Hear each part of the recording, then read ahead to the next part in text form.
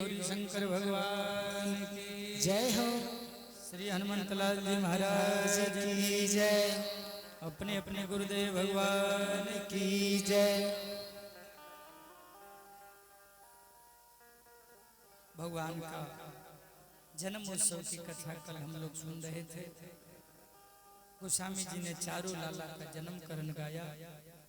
माँ कौशल्या से राम जी का जन्म हुआ, माँ के कई से भरतलाल जी का जन्म हुआ, सुमित्रा जी से शत्रुघ्न और लक्ष्मण का प्रादुर्भाव हुआ है। कथा गाते गाते भगवान शंकर आज अयोध्या आए और लाला का दर्शन किया, महल में प्रवेश किए, गुण दोष बखान किया, आशीर्वाद देकर के भोले बाबा सबको सुखी किए।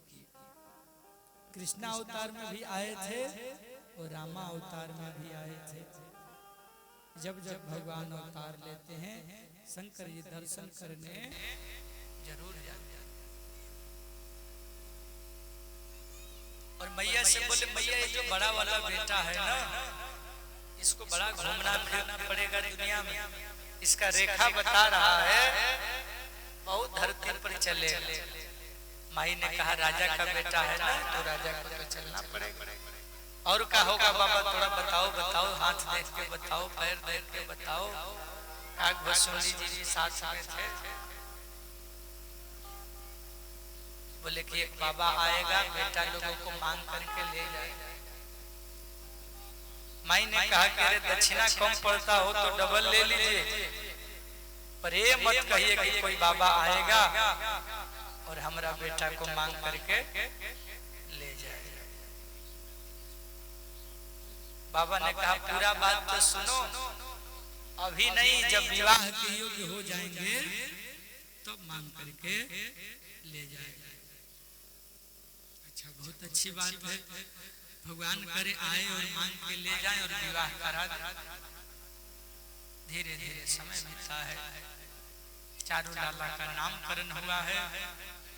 वेद तत्व का सार समझ के बड़ा बेटा का नाम राम, उसके से छोटे जो हैं श्री भरतलाल जी महाराज, फिर शत्रुघ्न जी और अंत में लक्ष्मण जी का नामकरण गुरु जी ने किया है। अपने भी बच्चों का नाम भगवान के नाम पर रखना चाहिए। एक दिन माता कौशल्या अपने इष्ट देव का पूजा कर रही थी। 56 भोग बनाई, लाला को खिला पिला के पलना में सुला दी। और जैसे ही पलना में सुलाई, लाला तो प्रेम से सो रहे थे। इधर सुंदर भोग तैयार करके देवी जो है पहुंच गई मंदिर में।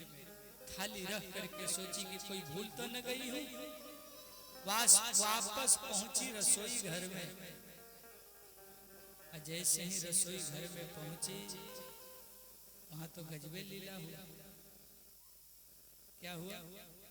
वहां राम जी रसोई घर में बैठ के पुआ खा रहे थे।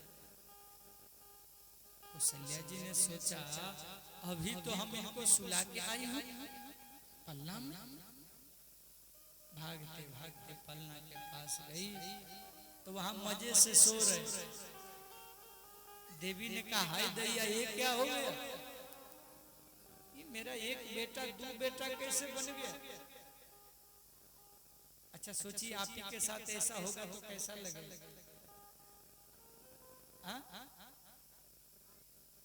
आदमी सोचेगा कि हम पगला गए, कि मेरा मति भ्रम हो गया, कि भूत पकड़ा है हमको।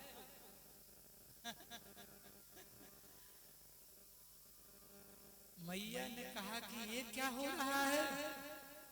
बाबा तुलसी कहते हैं, यहाँ वहाँ दुई बालक देखा, मति भ्रम मोर की आन विशेखा। कोई और कारण है कि मेरा मति का भ्रम है। भगवान समझ गए मैया को ला गई है, तो अपने शरीर में विस्तार करके माता को माया का दर्शन कर एक एक रोम में कई कई ब्राह्मण दिखाई देने लगे। भक्ति, सरस्वती, लक्ष्मी, देवी देवता दुनिया जहान मकान दुकान सब दिख रहा है।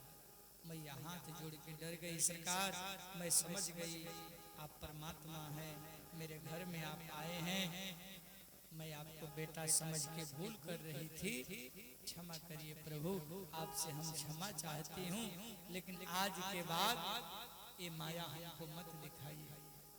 डर लगता है आपकी माया देख करके प्रभु। हे राम तेरी माया समझ न आए। भगवान ने कहा ये बात किसी को मत कहिएगा। बोले नहीं कहूंगी। 2 मिनट पहले क्या हुआ था किसी को कुछ पता नहीं। भगवान ने देवी को अपना स्वरूप दिखाया। कौशल्या जी फिर अपने बालक को पा करके शांत हो गई। और तुलसी बाबा कहते हैं राम लखन भरत शत्रुघ्न की जोड़ी बन गई। 2 दांत जग गए, अब चल फिर रहे हैं। जनेऊ संस्कार हुआ, विद्या की पढ़ाई करने गुरु के आश्रम गए और पढ़ लिख करके वापस आए हैं। 2 जोड़ी बन गई है और सरजू किनारे भाई लोग मिलजुल के खेलते हैं। रोज मैया श्रृंगार करती है, पूजा करती है,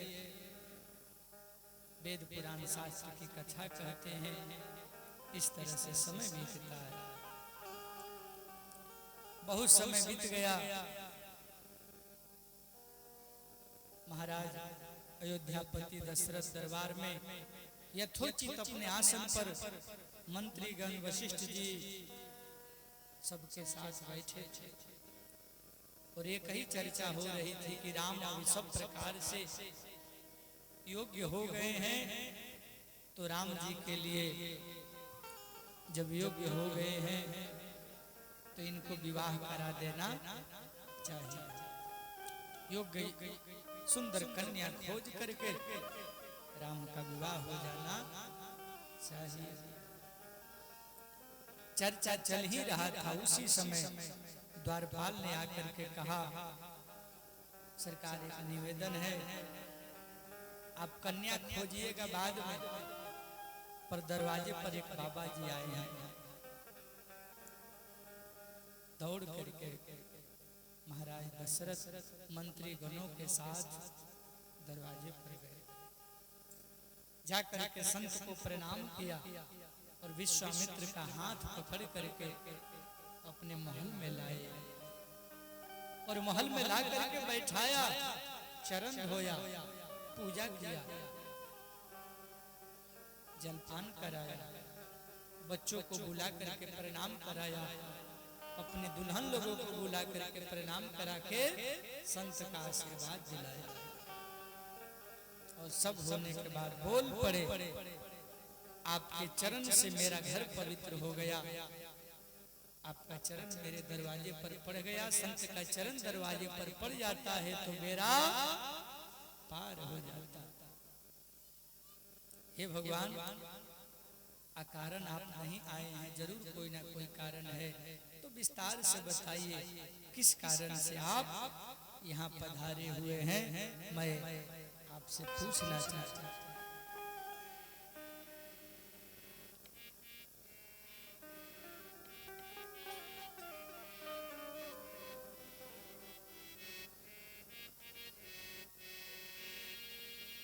कहीं कारण या गमन तुम्हारा, कहीं कारण या गमन तुम्हारा,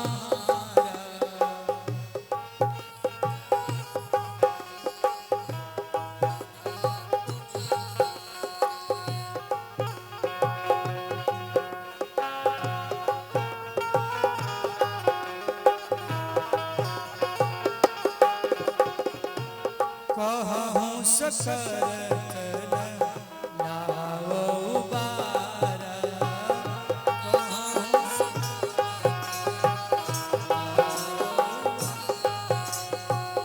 कहूँ सकरत लाओ बारा,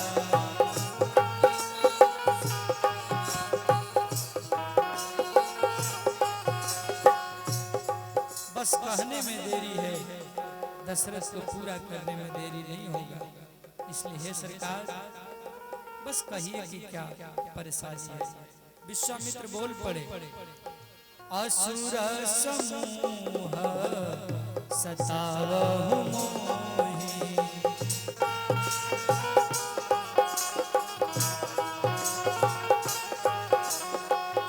असुर समूह सतावहि मोहि,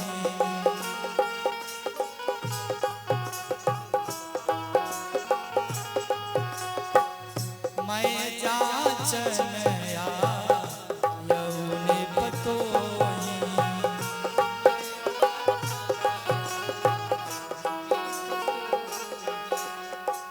मैं आपसे मांगने आया हूं।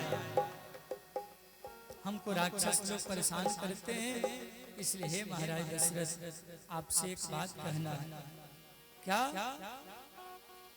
अनुज समेत देहु रघुनाथ,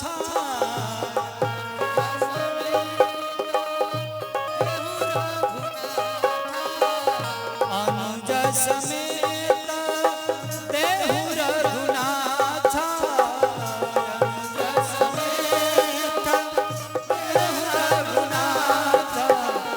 निश्चर बधनये हो बसनाथा,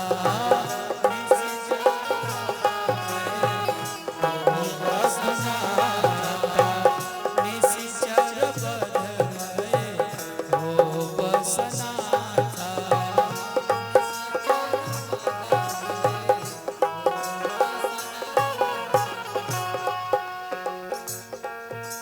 दीजिए अपने बड़े बेटा राम को मेरे साथ भेज दीजिए।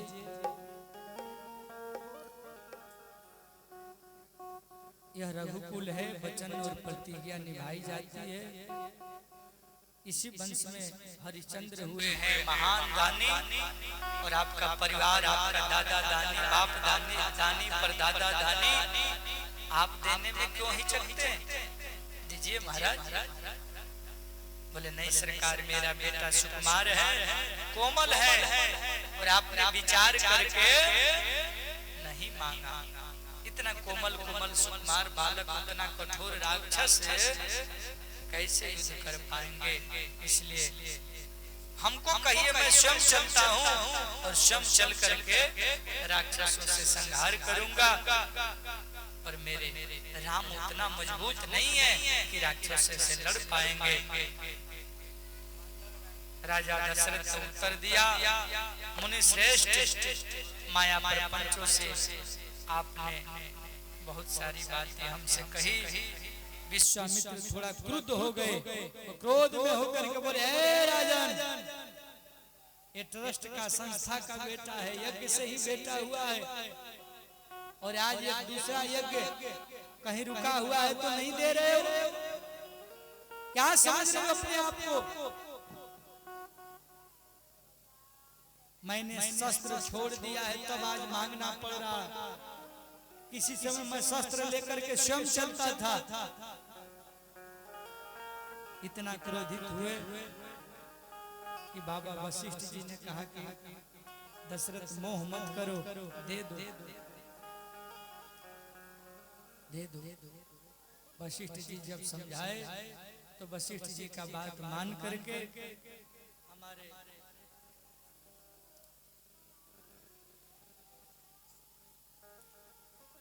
विश्वामित्र को देने के लिए तैयार हो गए। राजकुमार राम लखन आए, प्रणाम करके हमारे दशरथ जी के साथ प्रेम का, आदर का, स्नेह का व्यवहार करते हुए चलने का तैयारी करने लगे। और बाबा कहते हैं,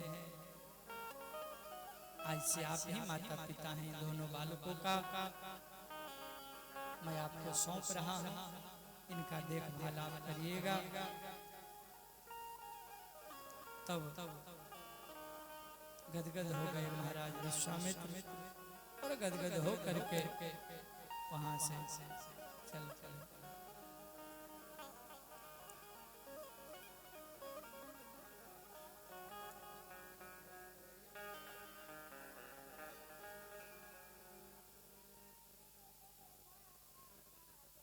थोड़ा गीत भजन कम कराइए भाई। माई लोगों को माइक जब मिल जाता है ना, माइक छोड़ना नहीं चाहते, बस माइक मिल जाएगा। 3 दिन से माइक पीछा किया है, हमको छोड़िए नहीं।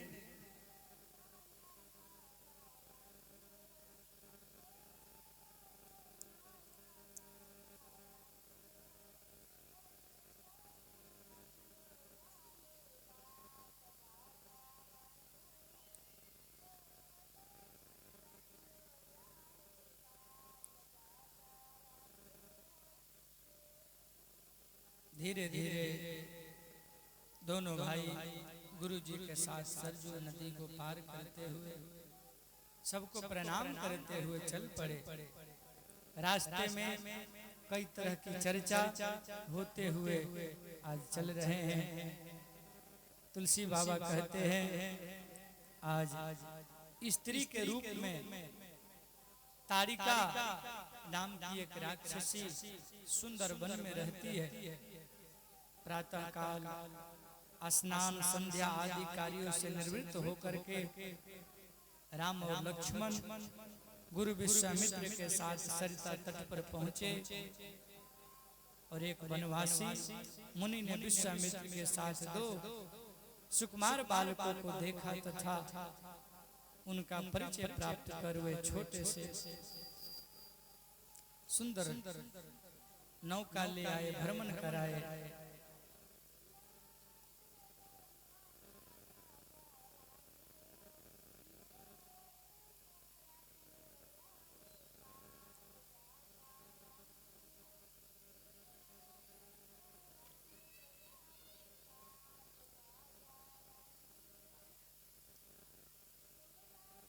राम जी के साथ बाबा विश्वामित्र का सुंदर चर्चा होता है। ऋषि विश्वामित्र ने आगे बताया यह तारिका कोई साधारण स्त्री न होकर के सुंदर नाम के राक्षस की पत्नी है और मारीच नामक इसके पुत्र हैं। एक सुबाहु भी इसका बेटा है। दोनों बड़े उत्पात करते हैं, बड़े परेशान करते हैं। तारिका 2 कोस के अंदर किसी को जिंदा नहीं छोड़ती है। ये स्त्री रूप में भले है पर पाप के रूप में है और पाप को मारना कोई पाप नहीं है। राम विश्वामित्र बोले राम सुकेतु नाम का एक अत्यंत बलवान यक्ष था। वह संतानहीन था। संतान प्राप्ति के चलते ब्रह्मा का तपस्या किया, ब्रह्मा ने वर दिया। सुकेतु के द्वारा तारिका अत्यंत बली होने का वर मांगने पर ब्रह्मा जी ने उसे 1000 हाथियों का बल प्रदान किया। इसीलिए तारिका के जीवन में 1000 हाथियों का बल है। बोले राजा रामचंद्र भगवान की।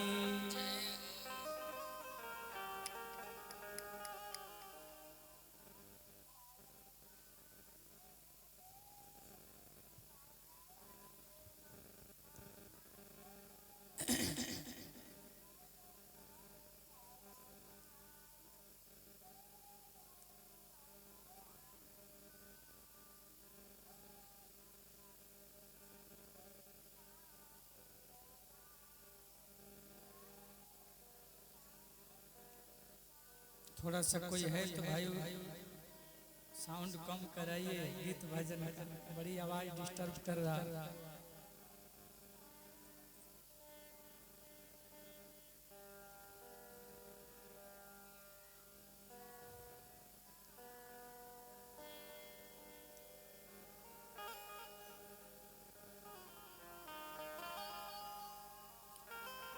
मिलता है सच्चा सुख केवल भगवान तुम्हारे चरणों में। मिलता है सच्चा सुख केवल भगवान तुम्हारे चरणों में। मिलता है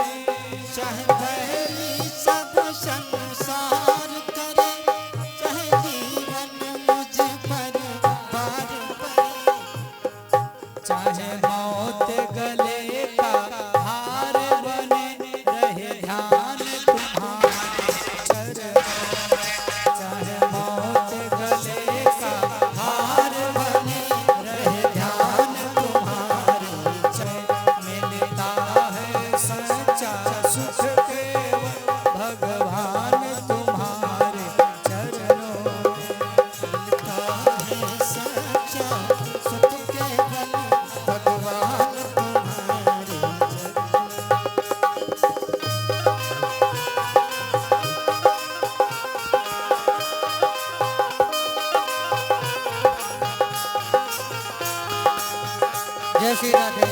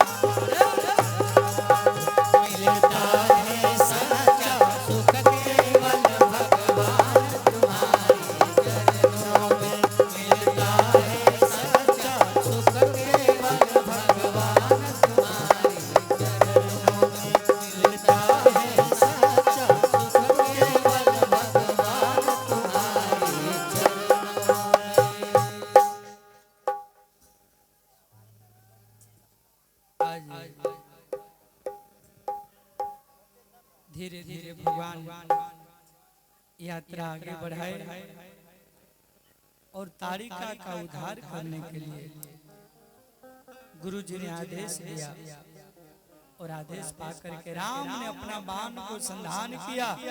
राम सावधान, ये सुंदर वन को ताड़िका वन बना चुकी है ताड़िका, इसलिए है राम इसका उद्धार करिए। एक ही बाण में परमात्मा ने ताड़िका का कल्याण किया है। तब ऋषि ने चिन्ह लिया कि ये भगवान है। अभी तक विश्वास नहीं था, अभी तक राजा के बेटा जान रहे थे, लेकिन अब ऐसा ऐसा चमत्कार देख करके बोल पड़े कि हे राम, अब मैं समझ गया आप भगवान हैं। मार्ग में सुरम्य सरोवर दृष्टिगत हुआ। सरोवर के तट पर रुक करके विश्वामित्र ने कहा, हे राम, ताड़िका का वध करके तुमने बहुत बड़ा मानव का कल्याण का कार्य किया है। मैं तुम्हारे